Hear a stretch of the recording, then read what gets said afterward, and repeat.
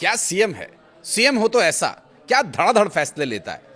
थलपति विजय के मुख्यमंत्री बनने के बाद कुछ इसी तरह की चर्चाएं चल रही हैं।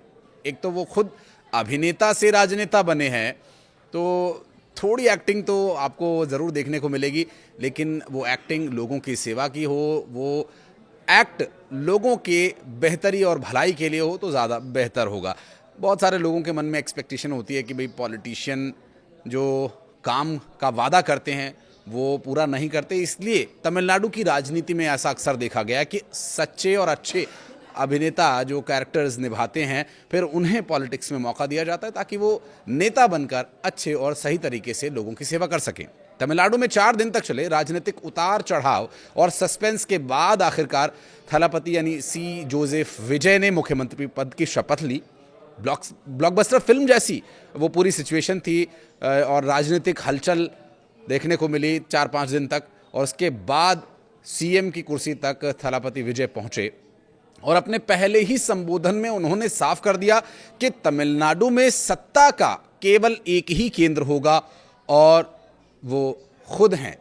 मुख्यमंत्री बनने के बाद विजय ने कहा कि मेरे अलावा कोई दूसरा पावर सेंटर नहीं होगा, सत्ता का एकमात्र केंद्र मैं खुद ही रहूंगा। और इस बयान को गठबंधन और सहयोगियों और राजनीतिक विरोधियों दोनों के लिए एक बड़ा संदेश माना जा रहा है।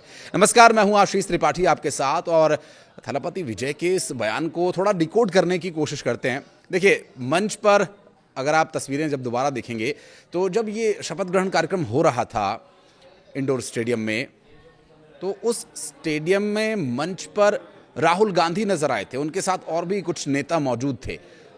तो इस बयान से उन्होंने एक बार ये फिर साफ कर दिया है कि समर्थन सरकार बनाने के लिए लिया गया है, लेकिन डिसीजन मेकिंग टीवीके और थलपति विजय की ही होगी, क्योंकि पार्टी का गठन, सत्ता में आने का प्रयास और ये चुनाव लड़ना सिर्फ और सिर्फ प्रदेश की जनता के हित को ध्यान में रखते हुए निर्णय लिया गया।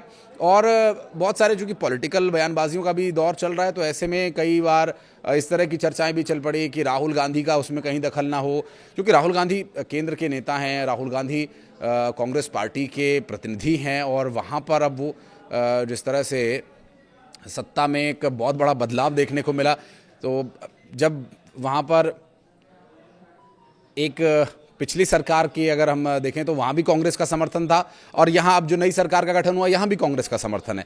वहाँ पर कांग्रेस का दखल ज़्यादा था, लेकिन यहाँ पर कांग्रेस का दखल बिल्कुल भी नहीं होगा। एक सहयोगी के तौर पर जितनी उनकी सलाह ली जाएगी या मानी जाएगी उतना ही उनका दखल होगा। ये थलपति विजय ने मुख्यमंत्री बनने के बाद अपने पहले संबोधन में बिल्कुल स्पष्ट कर दिया। विजय ने अपने संबोधन में खुद को थम्बी यानी छोटा भाई बताते हुए कहा कि उनकी सरकार पर किसी भी सहयोगी दल का दबाव नहीं चलेगा। उन्होंने विरोधियों को भी चेतावनी भरे अंदाज में एक संदेश दे दिया। विजय ने कहा कि मैं खुद गलत नहीं करूंगा और अपने साथ किसी को भी गलत करने नहीं दूंगा। बोल उनके प्रदेश की जनता को संबोधित कर रहे थे, लेकिन संदेश उनके सहयोगी पार्टियों के लिए भी था। अगर किसी को मन में कोई गलत इरादा है तो वो उसे तुरंत वहीं छोड़ दे। मुख्यमंत्री विजय ने सरकार गठन में समर्थन देने वाले सभी दलों का मंच से धन्यवाद भी किया। मारने के बाद थोड़ा सहलाना भी पड़ता है। उन्होंने कांग्रेस सांसद और लोकसभा में नेता प्रतिपक्ष राहुल गांधी को अपना भाई बताया। विजय ने कहा कि वो कांग्रेस अध्यक्ष मल्लिकार्जुन खड़गे, मेरे भाई राहुल गांधी, केसी वेणुगोपाल, सेल्वा पेरुंथगई और प्रवीण चक्रवर्ती के आभारी हैं, क्योंकि देखिए मुख्यमंत्री की कुर्सी तक पहुंचने में जिन लोगों के नाम उन्होंने लिए, इसमें कोई शक नहीं है कि बिना इन लोगों के सहयोग के टीवी के सत्ता में शायद ना पाती। शायद थलपति विजय को मुख्यमंत्री पद पर आरूढ़ होना या काबिज होना बहुत मुश्किलों भरा होता। हालांकि अब भी कोई बहुत इजी नहीं था, तो ऐसे में ये समर्थन की आवश्यकता तो थी ही, तो धन्यवाद भी देना था। लेकिन एक बार फिर उन्होंने ये बात स्पष्ट कर दी, ये उनकी एक मजबूरी ज़रूर हो सकती है कि वो गठबंधन में सरकार बनाएं, लेकिन प्रयास उनका यही था कि फुल मेजॉरिटी में आएं और अपने तरीके से प्रदेश को चलाएं, जो जनता के हित में हो ऐसे फैसले लें। हालांकि इन सब चर्चाओं के बीच उन्होंने मार्क्सवादी कम्युनिस्ट पार्टी नेताओं पी शरणमुगम और सुवेंकटेशन वीसी के नेताओं थोल थिरुवामलन रवि कुमार और वन्नियारासु और सीपीआई नेता एम वीरा पांडियन का भी धन्यवाद किया। उन्होंने टीवी के कार्यकर्ताओं और वर्चुअल वॉरियर्स का भी विशेष रूप से आभार प्रकट किया। तमिलनाडु की राजनीति इस वक्त अपने एक नए दौर में प्रवेश कर चुकी है और ये बात मुख्यमंत्री विजय के संबोधन में दिखाई भी दे रही है। अपने संबोधन में थलपति विजय ने कहा कि वो एक सामान्य इंसान हैं और कोई फरिश्ता नहीं है। उन्होंने जनता से कुछ समय देने की भी अपील की है। अब चूंकि नई नई सत्ता काबिज हुई है, नई नई सत्ता का स्थापन हुआ है, तो जाहिर है, और चूंकि राजनीति का उतना अनुभव भी उनको नहीं है, तो जो डिसीजन मेकिंग होगी उसके लिए पहले थोड़ा प्रदेश की स्थिति को समझना होगा। पॉलिटिकली जो एक रस्साकशी हुई है उसको उन्हें साधना होगा, सहयोगी दलों को साथ में लेना होगा और कोई ऐसा विद्रोह की स्थिति ना बन जाए कि बाद में फिर फ्लोर टेस्ट देने के लिए फिर और दूसरे विधायकों के पास जाना पड़े। संभावनाएं देखिए सभी खुली हुई हैं, लेकिन विजय यहाँ पर फूंक फूंक कर कदम रख रहे हैं ताकि प्रदेश में पॉलिटिकली उठापटक की बजाय प्रदेश की जनता के हित में निर्णय लिए जाए और सरकार ठीक तरीके से काम कर सके। संभावनाएं इसकी भी बहुत प्रबल है कि जनता की सेवा करने के बजाय सरकार बचाने में ज़्यादा समय थलपति विजय का जा सकता है, क्योंकि जो संदेश उन्होंने दिया वो थोड़ा सख्त संदेश, हालांकि धन्यवाद ज्ञापित करते हुए उन्होंने थोड़ा सा उसको ओवरकम भी किया।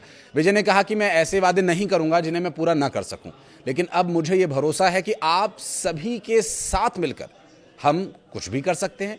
मुझे थोड़ा समय दीजिए, मैं धीरे धीरे अपने सभी वादों को पूरा करूंगा। और जो स्वाभाविक भी है, अभी सत्ता का कोई अनुभव मुख्यमंत्री विजय को नहीं है। ऐसे में कुर्सी पर बैठने के बाद जब वो खुद को पावर सेंटर बता रहे हैं तो उन्हें समझना भी पड़ेगा कि तमिलनाडु की राजनीति अब तक कैसे चलती थी, डिसीजन कैसे लिए जाते थे, क्योंकि प्रदेश में जो जनता ने उन्हें अपना हीरो चुना है। अब ये फिल्मी पर्दे वाला हीरो नहीं है, ये असल धरातल पर काम करने वाला हीरो साबित होगा या नहीं, ये तो खैर भविष्य के गर्भ में छिपा हुआ है। उसे लेकर प्रदेश की जनता का भरोसा कहीं डगमगाने ना लगे, क्योंकि डीएमके, आईएडीएमके जैसी बड़ी पार्टियां, पुराने धुरंधर पहले से ही प्रदेश में मौजूद हैं और वो सरकार बनते ही उनके वादों को गिनवाना शुरू कर देंगे कि देखिए इन्होंने तो ये भी काम नहीं किया, ये तो बहुत सारे वादे कर रहे थे, हीरो बन रहे थे। बहुत सारी बातें पॉलिटिकली पहले भी कही गई थी, हालांकि अब सत्ता में आने के बाद वो विपक्ष के हमले और तेज हो जाएंगे। इस बात को ध्यान में रखते हुए उन्होंने पहले ही जनता से हाथ जोड़कर बड़े विनम्र तरीके से थोड़ा समय मांगा है। उनका ये कहना है कि मैं जनता के एक पैसे को भी हाथ नहीं लगाऊंगा।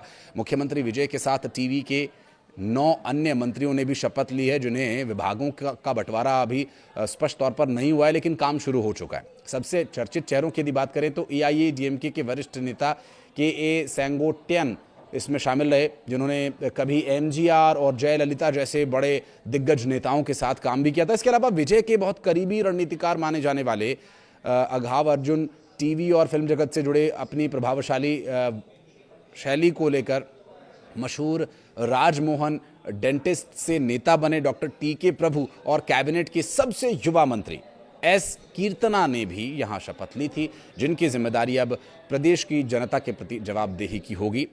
सीपीआईएम, वीसीके और आईयूएमएल के जिन नेताओं ने टीवी के सरकार को समर्थन दिया है, वे पोर्टफोलियो पर चर्चा पूरी होने के बाद में मंत्री पद की शपथ ले सकते हैं। विभागों का बंटवारा अभी बाकी है।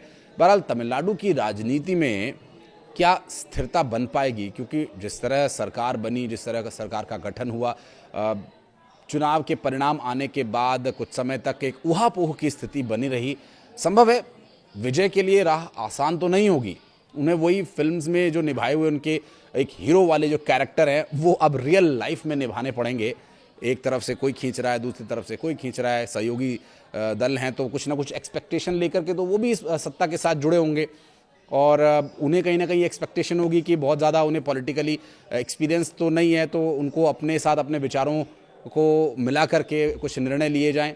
लेकिन एआईएडीएमके, डीएमके जैसे बड़ी पार्टियों का जो अनुभव है वो थोड़ी मुश्किलें, थोड़ी रुकावटें उनके लिए ज़रूर पैदा कर सकता है। लेकिन अब यहाँ पर देखना होगा कि फिल्मी पर्दे पर दमदार किरदार निभाने वाले सी जोसेफ विजय असल ज़िंदगी में जब चुनौतियों का सामना करेंगे तब वो कैसे निर्णय लेते हैं।